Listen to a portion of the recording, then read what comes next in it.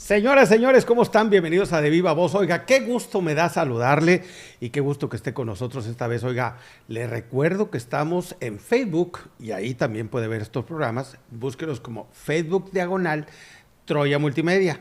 Es la página de este canal. Obviamente, gracias por estar aquí en este canal y síganos, suscríbase ahí donde dice suscribir y píquele a la campanita para que cuando salgan nuevos episodios usted sea de los primeros que se enteran.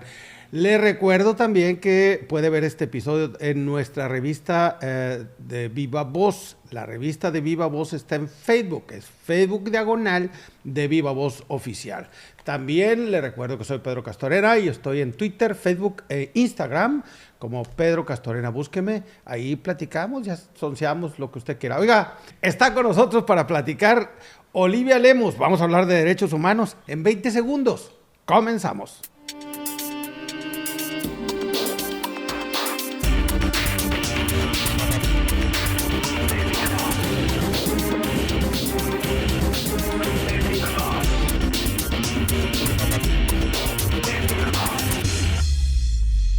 Viva Voz. Oiga, cuando vienen invitados que aportan bastante al tema, me da gusto presumirlos y así les presumo con mucho orgullo a la licenciada Olivia Lemus. Vamos a hablar de derechos humanos porque fíjese, además de todo, ella es la presidenta de CODET, que es la Organización de Derechos Humanos, la Comisión de Derechos Humanos en Tamaulipas. Olivia, ¿cómo estás? Hola, buenas tardes. Gracias, Pedro, por la invitación. Para nosotros en la Comisión de Derechos Humanos del Estado de Tamaulipas es sumamente importante que se abran este tipo de espacios para poder charlar un poco sobre lo mucho que hacemos en la Comisión de Derechos Humanos del Estado de Tamaulipas. Fíjate que este programa dista mucho de ser formal, sí, claro, y dista mucho de ser una entrevista. Regularmente es una plática y es una plática de amigos. Me da mucho gusto que hayas aceptado venir con nosotros. Pero queremos saber más de ti. ¿Cómo nace este asunto de los derechos humanos? Eres muy joven para andar en este show, hombre. ¿Cómo te haces del tema de los derechos humanos? ¿Trabajaste en algún tema de derechos humanos? ¿Violaron tus derechos humanos? ¿Por qué estás en esto, los derechos humanos? Bueno, mira, te cuento un poco. No soy tan joven, soy tragaños, eso sí creo que es. Pero fíjate que yo estudié aquí en Reynosa, en la Universidad México-Americana del Norte, la licenciatura en Derecho. Okay. Y por espacio de 15 años más o menos trabajé en una firma de abogados muy importante aquí en Reynosa, donde el titular es el licenciado Carlos Gámez Cantú, que es muy conocido. Sí, cómo no. Y por ahí estuve trabajando en el tema de la iniciativa privada pues muchísimo tiempo, hasta que se me dio la oportunidad de ser titular de la Procuraduría de Niños, Niñas y Adolescentes del sistema DIF Reynosa.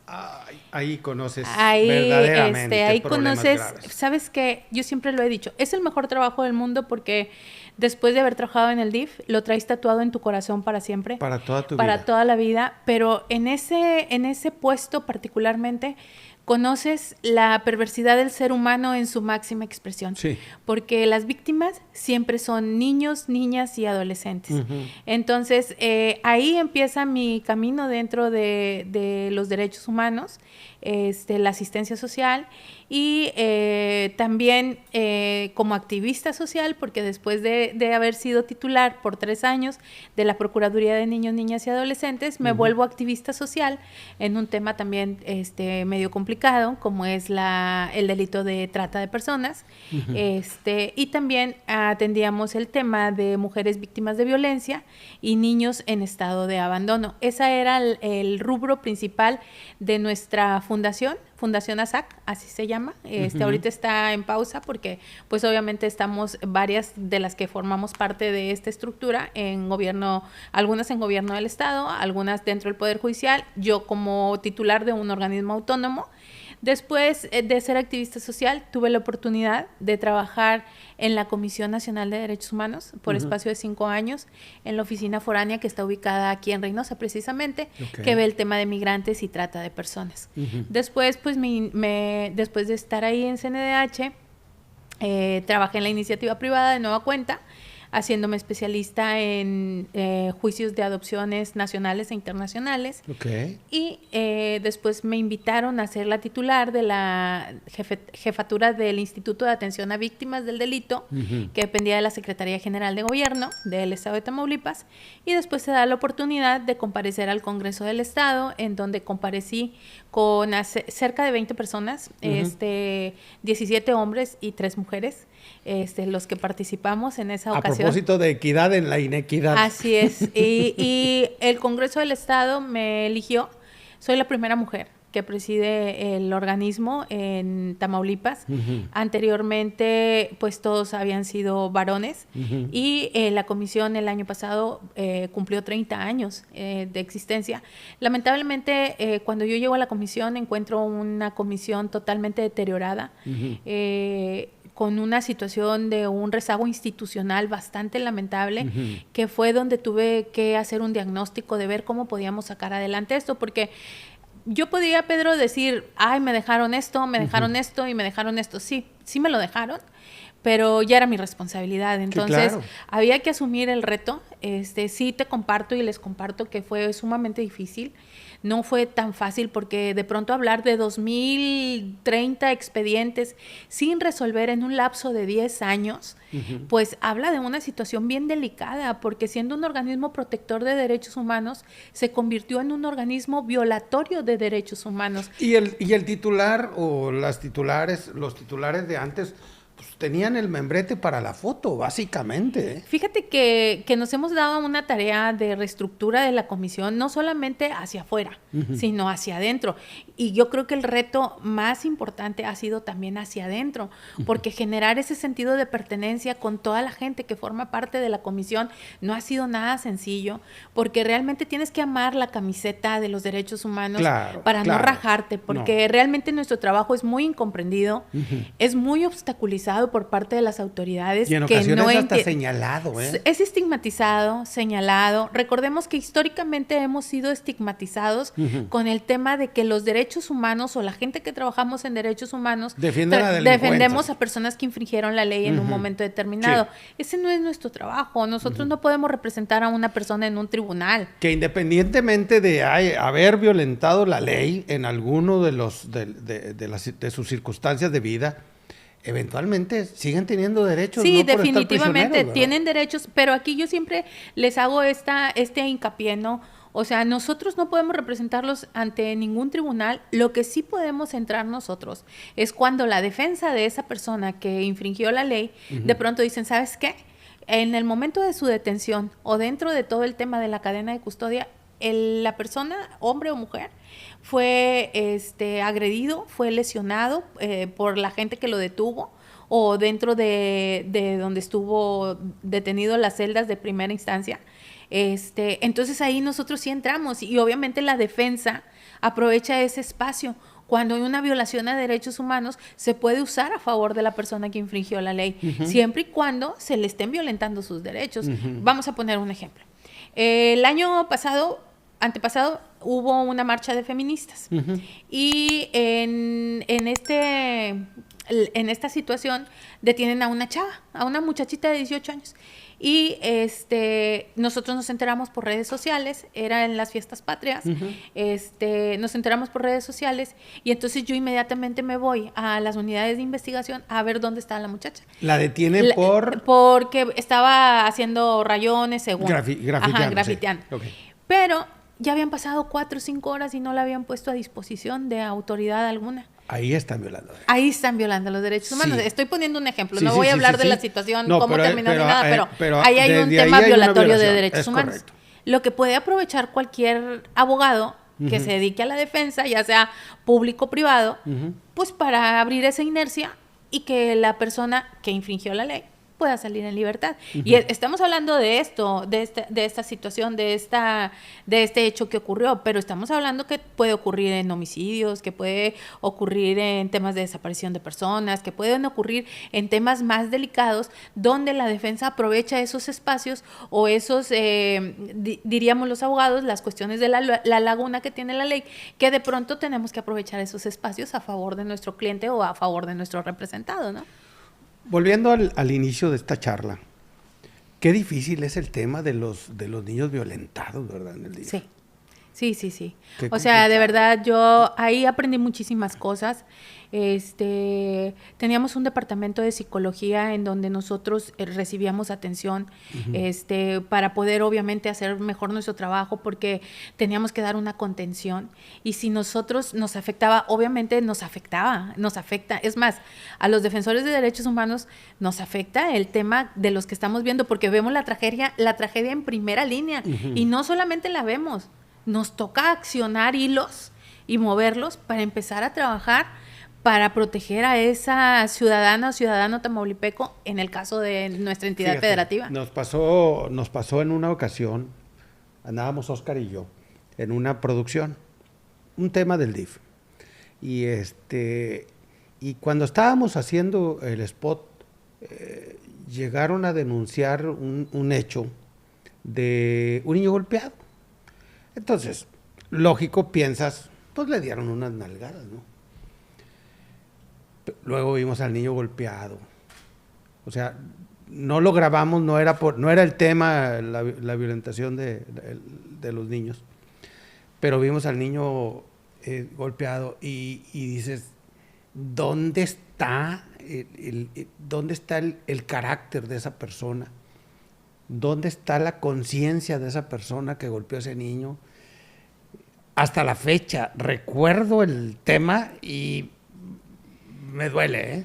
Yo creo que es el caso de un niño que, porque la otra vez platicábamos Oscar y yo, creo que es un tema que a mí me tocó atender, que la violencia estaba en un extremo. En alta. Sí, o sea que de verdad decías, ¿cómo pudo haber sucedido eso? Esa, por ejemplo, fue una historia muy dramática aquí en Reynosa, de ese niño, que hoy ya es un joven, y que es una historia de éxito porque a él tuvo la oportunidad de encontrar una familia y hoy por hoy es un muchacho exitoso que ha tenido que pasar por un camino muy complicado porque te deja secuelas emocionales muy fuertes, todo lo vivido, pero creo que ese es el trabajo medular que hacen los DIF, el tema de no solamente atenderlos o cobijarlos o acogerlos cuando están teniendo la problemática de violencia, sino también ofrecerles un proyecto de vida viable que es el derecho de todas y de todos. Entonces, sí hay historias muy dramáticas, que de verdad, de pronto yo decía, cómo Dios me fue poniendo en el camino y se fue actuando de acuerdo a sus propósitos, porque realmente yo, por ejemplo, pasaste por pasé por todas las etapas, sí, por todas las etapas. Ahorita vamos al tema de la adopción. Perdón. Cuando trabajé en la CNDH, mi novatada, o sea, con lo que yo llegué a CNDH fue con los migrantes de San Fernando. Con los 72 migrantes de San Fernando. Y recuerdo perfectamente bien cuando nosotros llegamos a CNDH, porque nos tuvimos que trasladar a Matamoros, porque allá se llevaron los cuerpos. Y entonces, pues fue bien impresionante, la verdad, porque, digo, venía de una formación del DIF y de todo esto, pero el ver ahí llegar a las unidades de investigación a cientos de familias de todo el país, de otros países, para buscar si entre las víctimas se encontraban sus familiares que estaban desaparecidos. Y en ese tiempo empezábamos con el fenómeno de las personas desaparecidas. Eran 72 personas que fueron privadas de su vida. Entre ellos adolescentes. Entre ellos adolescentes. Y la verdad es que esa imagen es impresionante, esa imagen la conservo siempre en mi mente. Cuando tuvimos que entrar al CEMEFO para la cuestión de certificar, porque como visitador adjunto de una comisión de derechos humanos tienes fe pública y de pronto, aunque no seas perito, tienes que certificar algunas situaciones. Entonces, ahí también me di cuenta que realmente no cualquiera podemos ser defensor de derechos humanos. No, por eso te digo que se necesita tener bastante garra para andar en esos temas. Oye, otra cosa que tocaste fue el tema de la adopción y recientemente, y lo vamos a tocar también, se aprobó el matrimonio igualitario en Tamaulipas. Sí. Se quitó de la propuesta el tema de que pudieran adoptar niños. ¿Por qué es tan complicado? Y tú lo sabes. ¿Por qué es tan complicado el tema de la adopción? Es decir, la persona tiene que cumplir, o la pareja tiene que cumplir muchos requisitos para poder adoptar una criatura. ¿Cuáles son los parámetros que miden quién sí puede y quién no puede, independientemente de su situación económica? Bueno, es que yo siempre les digo, cuando de pronto me dicen, no, es bien requisitosa la adopción, y yo siempre les digo, pues es que es un niño o una niña, Sí. y por eso tiene que ser requisitoso. Por ejemplo, en el tema del matrimonio igualitario, que se acaba de aprobar la semana pasada aquí en Tamaulipas, había una iniciativa en donde se iba en combo la cuestión del matrimonio igualitario, la cuestión de la identidad de género y la cuestión de la adopción. Entonces no se aprobó en aquel entonces. Ahora se aprobó, o sea, el primero el 1, luego el 2 y luego el 3, se aprobó el matrimonio igualitario. Y si nos vamos a la ley, en la cuestión de, yo estaba escuchando algunas entrevistas que les hacían a los activistas de los colectivos de la población LGBT, TTQ++, y decían, es que la ley de adopción no lo prohíbe, pero tampoco lo acepta. O sea, sí hay que ser muy cuidadosos en ese sentido. Entonces, de hecho, tuve algunos contactos con la gente que se encarga del tema de adopciones en el DIF estatal, para decir, oye, la ley no lo prohíbe, dice, pero tampoco lo acepta, permite, sí, sí. lo permite. Entonces, sí van a tener que legislar al respecto. Aquí nuestros diputados y diputadas van a tener que hacer su tarea en ese sentido. Pero fíjate que hubo un cambio en la administración pasada, hubo un cambio en la ley de adopción, que ahora siguen siendo los mismos requisitos que yo recuerdo de toda la vida. Tengo entendido que hoy en esta nueva administración se quitó un requisito que era indispensable en la administración pasada, que eran unas pláticas a las que se tenían que someter las personas que querían adoptar, que ese curso se llamaba Los Hijos del Corazón, y que era un curso, no era una plática, era un curso que te dice qué es lo que va a pasar, porque cuando adoptas un niño viene una serie de situaciones. Sí, o sea, totalmente. Sobre todo si no tienes un hijo. Así es, si no tienes un hijo. Y aparte, pues si vas a adoptar a un niño institucionalizado, o sea, un niño institucionalizado es un niño que pertenece al sistema. Es decir, que ha estado por algún tiempo en alguna casa hogar, en algún centro asistencial, y que ya está liberada su situación jurídica para efecto de poder ser adoptado o adoptada. Sí. También existe la adopción privada, pero se tienen que reunir los mismos parámetros, es decir, reunir todos los requisitos que establece la ley de adopción, que no es nada extraordinario, todos se pueden, porque no viene nada que no se pueda cumplir, y después someterte al área de trabajo social y de psicología del sistema DIF, porque deben de estar avalados para poder otorgar el certificado de idoneidad. Anteriormente eso no pasaba, Pedro, lo del certificado de idoneidad. Esto se acaba de adaptar creo que si no es en la administración que pasó, en la anterior, que se puso como requisito el certificado de idoneidad, que no es otra cosa más que haber cubierto ya todos los requisitos, y con ese certificado de idoneidad tú acudes ante un juzgado de lo familiar y ahí ya se hace el juicio y se dicta una sentencia en donde también hubo un cambio en la ley y ya no se dice, ya no hay actas de adopción, son actas de nacimiento. Precisamente para proteger el derecho de identidad y el derecho a que tienen todos los niños y niñas de que no demostrar la confidencialidad y discrecionalidad que se requiere en estos temas, porque habrá papás que decidan contarles a sus hijos la historia y habrá quienes no y están en todo su derecho de hacerlo. El tema de las adopciones es un tema muy bonito. Aquí en Tamaulipas, sobre todo aquí en la región fronteriza, se da mucho de mucha gente de Estados Unidos que quiere adoptar niños, y en ese sentido entra la adopción internacional, porque cuando tú tienes tu tema migratorio resuelto, ya sea que sea ciudadano o que sea residente, tú tienes que hacer una adopción internacional para efecto que no le afecte el tema migratorio al niño o niña que tú decidas adoptar. Sí, precisamente saco a colación el tema porque un amigo mío de allá, una pareja de amigos míos con bastante solvencia económica y una calidad moral probada, y además una buena pareja y muy firme, quisieron adoptar un niño y no pudieron. O sea, de plano no pudieron. Y la otra cosa que te voy a decir, y que eso es bien lamentable, casi la mayoría de las personas que quieren adoptar niños chiquitos o hasta determinada edad.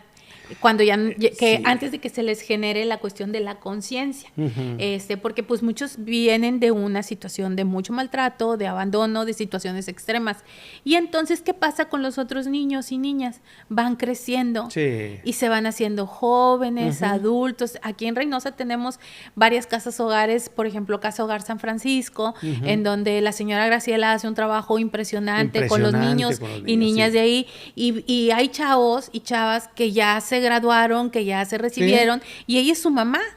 Y ellos regresan a Casa Hogar. Ellos no tuvieron la oportunidad de que alguien los adoptara, pues por la cuestión de sus edades, ¿no? Muchísimas veces eso es una cuestión del limitante. Pero también hay casas hogares donde algunas madres o padres o madres solteras van y dejan el niño y lo recogen cada fin de semana. A eso se le llama asistencia social directa. Sí. Es decir, cuando tú estás en una situación de complicado, por ejemplo, eso pasa en la casa hogar que está en la colonia ribereña, la de las Vicentinas, por ejemplo, que vas y dejas a tus hijos toda la semana y el fin de semana los recoges, pues es una manera de alguna manera, digo, habrá quien no esté de acuerdo conmigo y es muy respetable, pero es mejor que estén ahí a que estén en una situación donde estén solos, donde nadie los esté atendiendo y que el fin de semana puedan salir con su mamá o con su papá. Digo, sí te causa un shock. Sí, porque dices, ¿para qué lo tenías? Así es, pero realmente... Ahorita hablamos del derecho al aborto. Por ejemplo, antes estaba también la modalidad de Josías y Betania.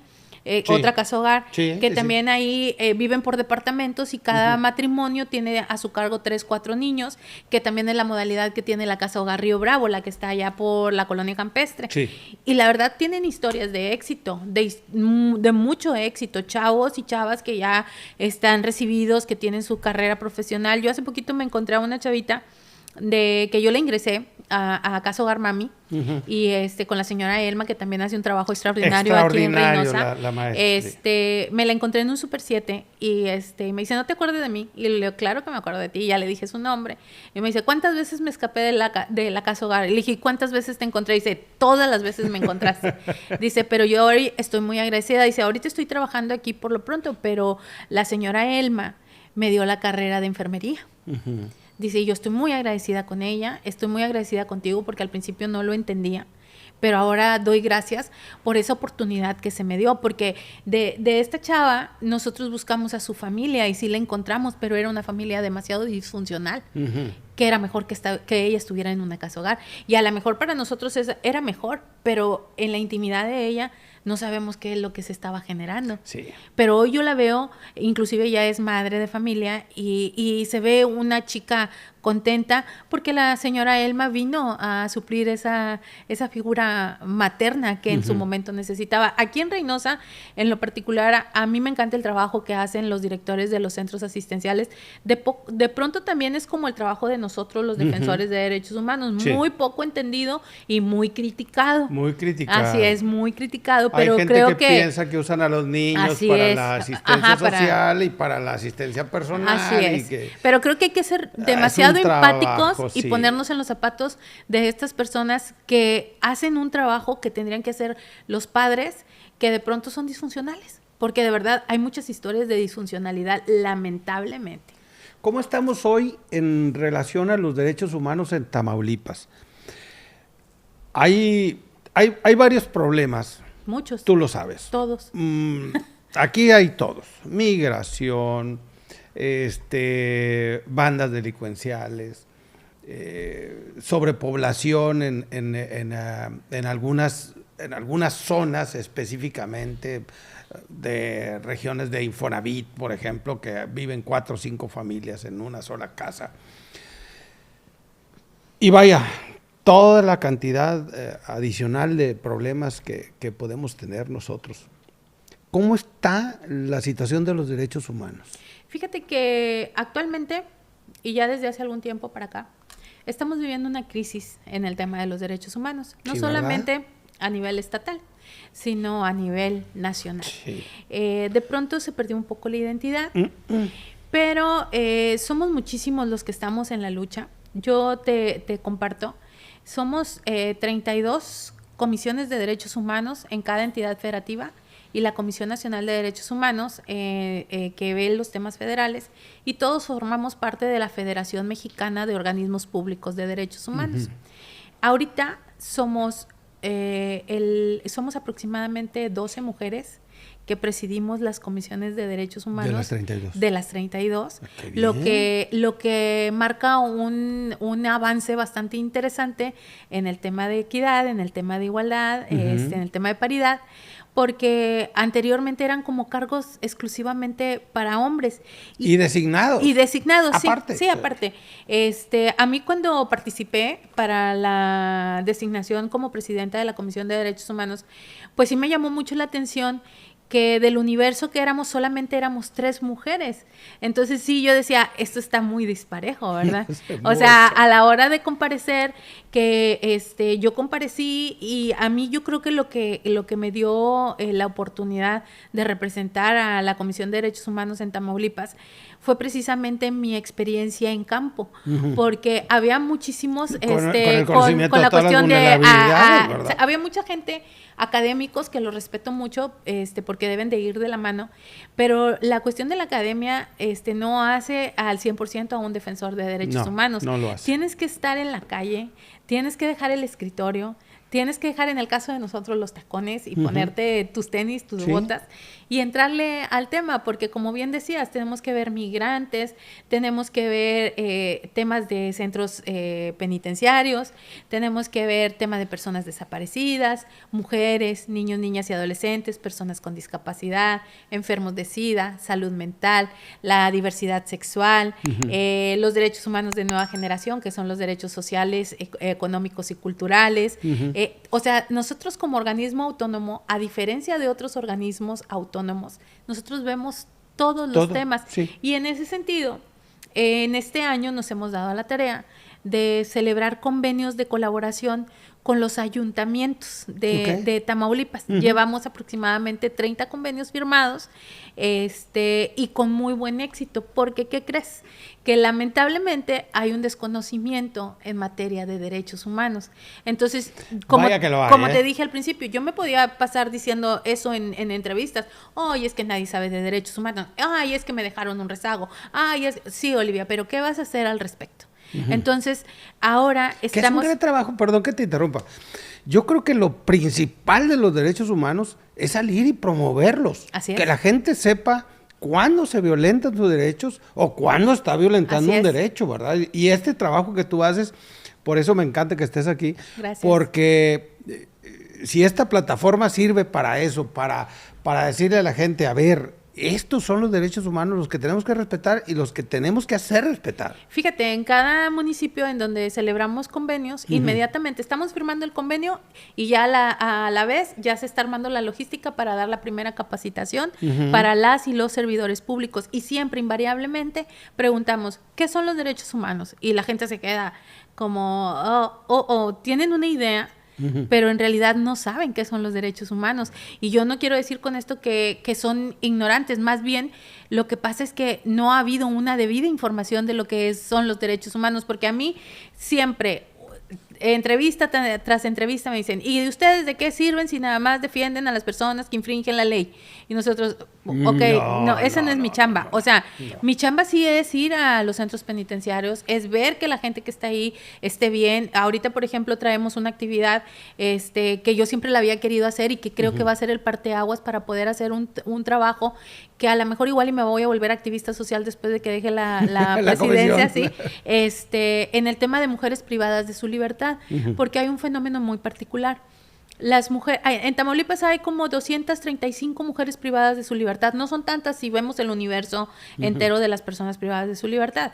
Entonces son como 235, la mayor parte se concentran en Ciudad Victoria. Entonces vamos a hacer una mesa de trabajo de análisis jurídico para ver cuál es su situación jurídica, por qué no les han dictado sentencia, si tienen defensor público o federal, según sea el delito que hayan cometido, y porque particularmente con las mujeres son muy dadas a ser víctimas de abandono por parte de sus familias. Los varones sí reciben visitas. A ver, eso no me lo sabía. Ajá, es algo muy particular, pero ocurre en todas partes, ¿eh?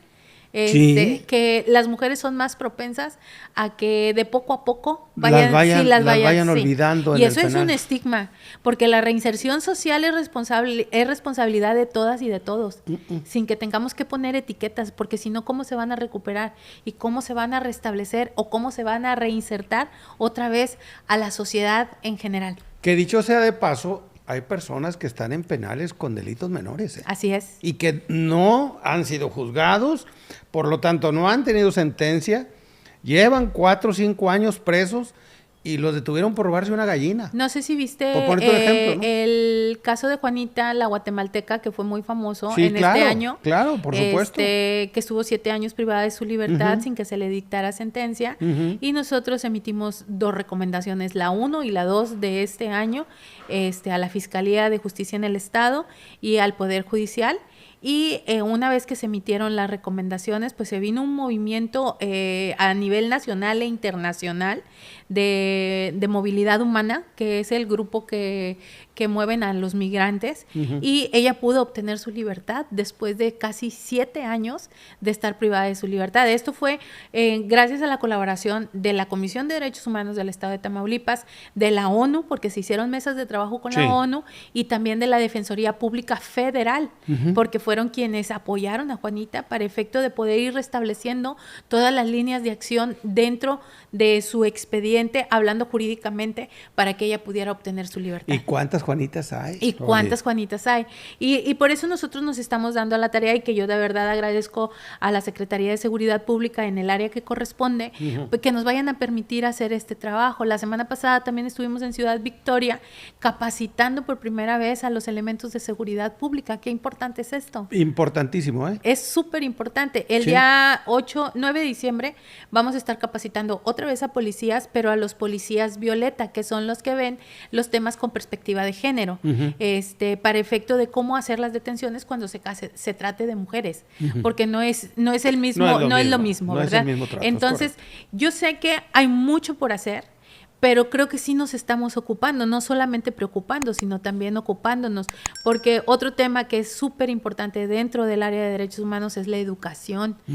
Y educar en materia de derechos humanos tiene que ir de la mano con la educación básica. Sí. Entonces, Y son temas que no se tocan en son las, temas que en no las se primarias, tocan. ni en las secundarias. fíjate que en la legislatura pasada nosotros quisimos hacer una iniciativa para efecto de que se pusiera como matrícula una materia de derechos humanos. Derechos humanos. Porque es súper importante. Tú, por ejemplo, nosotros tenemos material para niños, niñas y adolescentes y los escuchan en audio, y los niños andan cantando el tema de los derechos. Tengo derecho a una identidad, tengo derecho a un acta de nacimiento, tengo derecho a una casa, tengo derecho a la vida, tengo derecho a la salud, tengo derecho a una familia. A la libertad. A la libertad, libre expresión. a la libre expresión, al arte, a la cultura, a la recreación. La educación. Y la verdad es que sí hemos hecho nuestra tarea en ese sentido, la cuestión de ir promocionando y difundiendo los derechos humanos. Aquí en septiembre tuvimos un evento muy, pero muy exitoso en el CETI 71. No sé si recuerdas que hubo un tema de bullying, sí. donde acuchillaron a un muchacho Sí. de una secundaria. Bueno, en ese sentido nos trajimos a un conferencista de la Ciudad de México para empezar a trabajar educando por la paz desde la perspectiva del bullying o del acoso escolar. Y tuvimos un éxito tan grande durante el mes de septiembre, casi 10,000 jóvenes alcanzados a lo largo y ancho de Tamaulipas, porque a la vez que estábamos en Reynosa, estábamos en Jaumabe, estábamos en Gómez Farías, estábamos en Yera, en Miquihuana, en Tula, que también es importante decirlo, Pedro, jamás la Comisión de Derechos Humanos del Estado de Tamaulipas había llegado a estos municipios que son tan pequeños. Yo creo que, digo, y vale la pena que lo consideres. Creo que si en las preparatorias, ponle que te pases la primaria, te pases la secundaria, en la preparatoria se formaran una especie de grupo de derechos humanos, no sé, capacitados por ustedes, yo creo que tendríamos mejores adultos, ¿no? Sí, fíjate que realmente la ambición que tengo en ese sentido es mucha. Tengo muy poco tiempo ya. Pues no Okay. tiempo, tengo Con muy todo poco lo que haces. recurso humano y material para hacer este trabajo. Sin embargo, creo que de acuerdo a las posibilidades y un poco más allá, hemos hecho lo que nos corresponde, porque mira, la intención de estos convenios con los ayuntamientos es precisamente que haya un enlace en cada ayuntamiento. ¿Para qué? Para evitar las violaciones a derechos humanos. Que si de pronto hay una persona que dice, oye, ¿sabes qué? En Bienestar Social no me ayudaron con esto, o me están retrasando mi apoyo económico que me tiene que llegar. Entonces uno le habla al enlace, oye, ¿qué onda con esto? ¿Está pasando esta situación? Vamos a arreglarlo. En vez de que para mí, en vez de que se me convierta un expediente de queja, prefiero que se me convierta un expediente de gestión y que yo lo pueda resolver de fondo. Porque no hay comisiones municipales, ¿verdad? No hay comisiones municipales, solamente, y fíjate que tocas un tema muy importante, porque de pronto hay muchos pseudodefensores de derechos humanos. Vaya que hay. Aquí en Reynosa en particular batallamos mucho, porque de pronto hay quienes dicen que son defensores de derechos humanos y así se llaman sus asociaciones civiles y les andan vendiendo plaquitas a la gente, que con eso nadie los va a molestar. Eso no es cierto. Eso es mentira. En Tamaulipas está la Comisión de Derechos Humanos del Estado de Tamaulipas con 8 oficinas a lo largo y ancho de Tamaulipas y está una oficina foránea de la Comisión Nacional de Derechos Humanos que precisamente está aquí en Reynosa, aquí por la calle Colón y Escobedo. Ahí está CNDH, que ellos ven los temas de autoridades federales. Entonces, de pronto nosotros nos volvemos como muy incómodos tanto para esas ONGs. Que son como 6 aquí en Sí, Reynosa, son como 6. De verdad yo sí creo en el trabajo de las ONGs porque yo vengo del mundo de las ONGs, de las ACES y todo esto, pero digo, no hay que sorprender a la gente con cosas como de que, oye, vamos a presentar una queja y me tienes que pagar tanto. El servicio que hace tanto la Comisión Nacional de Derechos Humanos como los que hacemos nosotros en la CODET son totalmente gratuitos. Y de verdad, a veces nos metemos en camisa de 11 varas, pero ¿qué tiene? O sea, realmente siempre salimos bien protegidos porque nuestra intención es buena, es ayudar a la gente. De verdad que la comisión no sea la última puerta que toquen, sino la primera, y yo estoy segura que les vamos a poder ayudar. ¿Cuál es el derecho más violentado en Tamaulipas? Yo creo todos, pero creo que ha habido un cambio muy importante en el tema de la seguridad en estos últimos 6 años. La percepción de la seguridad en Tamaulipas ha cambiado. Digo, yo lo digo con absoluto respeto y con total objetividad. No me gusta decir cosas que no son ciertas y que que no resaltan a la vista. Este tema de la seguridad ha cambiado. Sin embargo, también es cierto que nuestros principales clientes, por decirles de alguna manera, pues es obviamente la Policía Estatal, los GOPES, que es un grupo especial de inteligencia. Polinegros famosos. Sí, más o menos, porque son distintos, O sea, hay distintas... Es cierto, tienes razón. Que ya los quitaron, por cierto. Sí. Los polinegros eran unos y los GOPES eran otros, sí, es cierto. Ahorita hay una iniciativa para que ya se llame Guardia Estatal. Guardia Estatal. Sí, ya va a dejar de ser la Policía Estatal acreditable, sino va a ser la Guardia Estatal. Ahorita está en camino esa iniciativa. Pero el tema de ellos, en el tema de seguridad pública, ellos son nuestros principales clientes. La Fiscalía de Justicia en el Estado, en el área de las unidades de investigación, porque no hay celeridad dentro de las carpetas de investigación. Y pues de ahí también le siguen las juntas de conciliación y arbitraje y el tema de educación también de pronto, después de la pandemia y ahora ya que estamos regresando, realmente estamos asumiendo un gran reto y sobre todo los niños, niñas y adolescentes, los jóvenes están teniendo un gran reto al otra vez empezar a caminar o a socializar y hay un grave problema en el tema de la salud mental. Sí, si te fijas, hemos hablado de un universo de cosas que se hacen dentro de la Comisión de Derechos Humanos del Estado de Tamaulipas. Sí. Yo de pronto te lo digo aquí en corto y te lo digo recio y lo digo quedito siempre. Me podrán criticar todo lo que quieran y sé que hay muchísimas cosas que se tienen que hacer. No tengo suficiente presupuesto para hacerlo, eso es importante decirlo. Tengo un presupuesto de aproximadamente 34 millones para 90 personas, el cual todo se va en operaciones. Casi en operaciones, sí. Soy muy cuidadosa. Anual, 34 millones. Sí, soy muy cuidadosa en el manejo de recursos, porque sí creo que uno tiene una responsabilidad muy grande para efecto de poder trabajar este tema. Yo siempre lo he creído y lo creo honestamente, la historia va va a hablar por nosotros. Y yo en este camino, mi andar es de 6 años. Y seguramente va a haber un antes y un después de Olivia Lemus en la Comisión de Derechos Humanos del Estado de Tamaulipas. Porque así tenía que ser. Porque de verdad había que darle el lugar que le correspondía a un organismo autónomo. De pronto, también somos muy incómodos para las autoridades, pero somos incómodos porque no saben cuál es nuestro actuar. Si de pronto ellos asumieran con total responsabilidad que un gobierno cercano a los derechos humanos es un gobierno cercano a la gente, otra sería la historia. Es que es la obligación del gobierno. Así es. Estar a favor y respetando los derechos de todas las personas, de los que votaron por ellos y de los que no votaron por ellos. Así es, y te voy a decir otra cosa.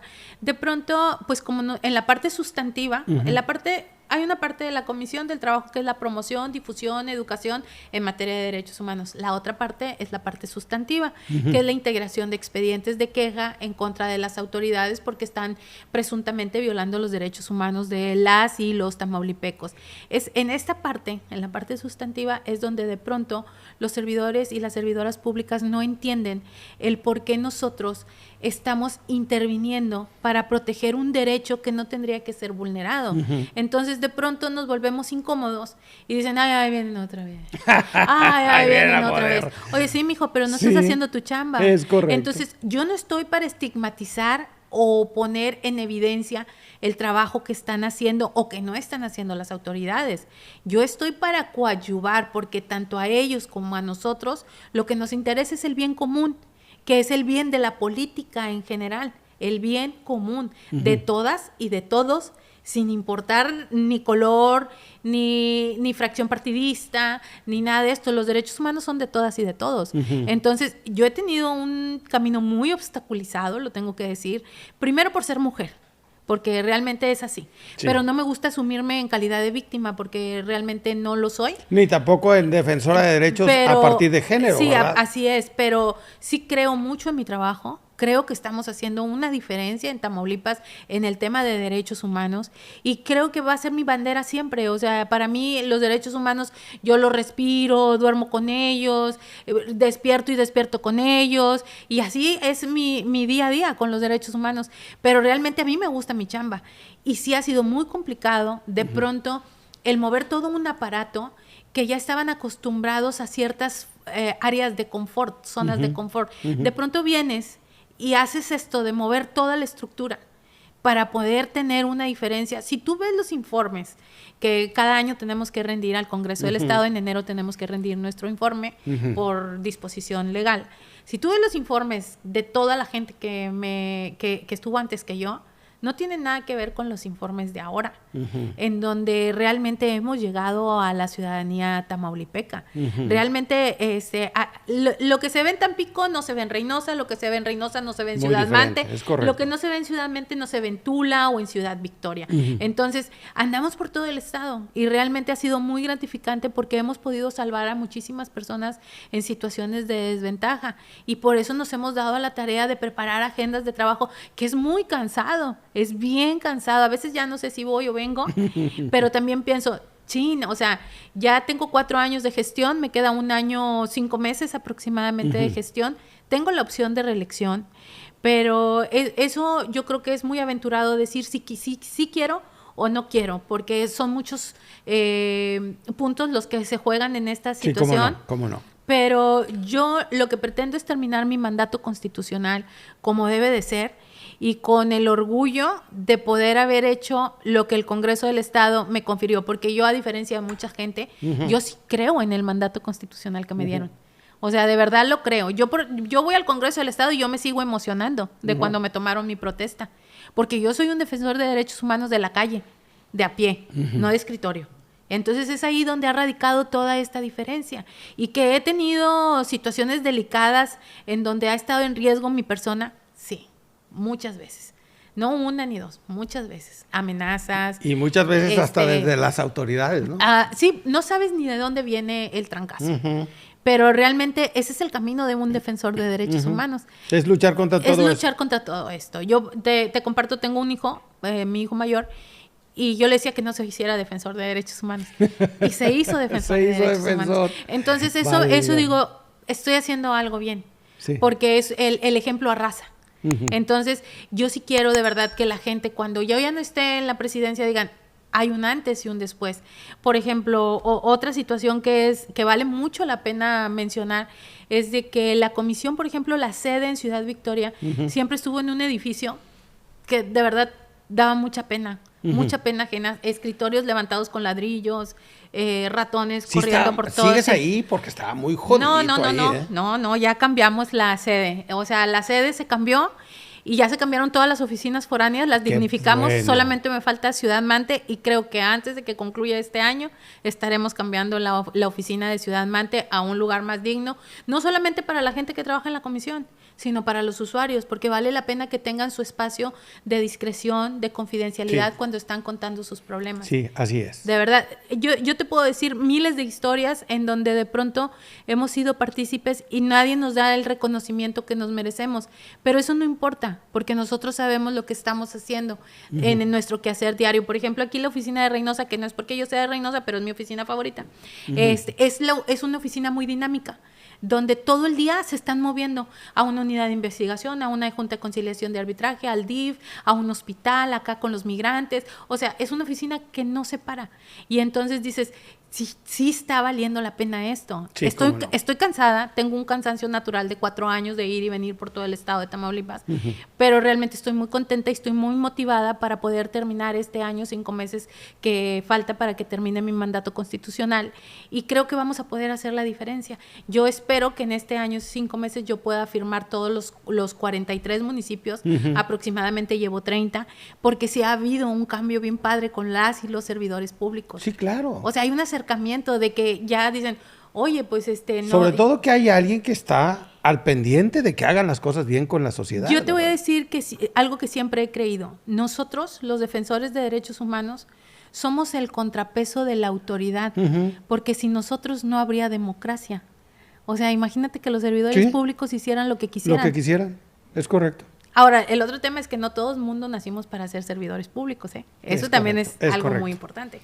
Es correcto, porque como servidor público no puedes llegar y ser pasivo. No. Olivia, qué gusto que has estado con nosotros. ¿Cómo te encontramos en redes sociales? En la página de la Comisión de Derechos Humanos del Estado de Tamaulipas, en Facebook, y en la plataforma www.codet.org.mx, y en mis redes sociales, que siempre las contesto, es como Oli Lemus en Facebook, y ahí de pronto me llegan bastantes mensajes por inbox y empezamos a atender toda la problemática. Sí, así es, sí. Te agradezco mucho que hayas estado con nosotros. Muchísimas gracias por el espacio, de verdad. Estamos muy contentos de que se nos haya abierto esta oportunidad, porque es importante que la gente sepa que tienen una comisión de derechos humanos en Tamaulipas, que de verdad creemos en nuestro trabajo y que creemos que lo estamos haciendo bien, que hay mucho por hacer, pero estamos intentándolo. Muchas gracias. Gracias a usted que nos vio. Gracias a Oscar González en la producción, Michelle Méndez en la coproducción, Andy González en el audio. Le agradezco mucho. Oiga, recuerde que aquí se escuchan todas las voces, todas las formas de pensar, todas las ideas, siempre y cuando sea de viva voz.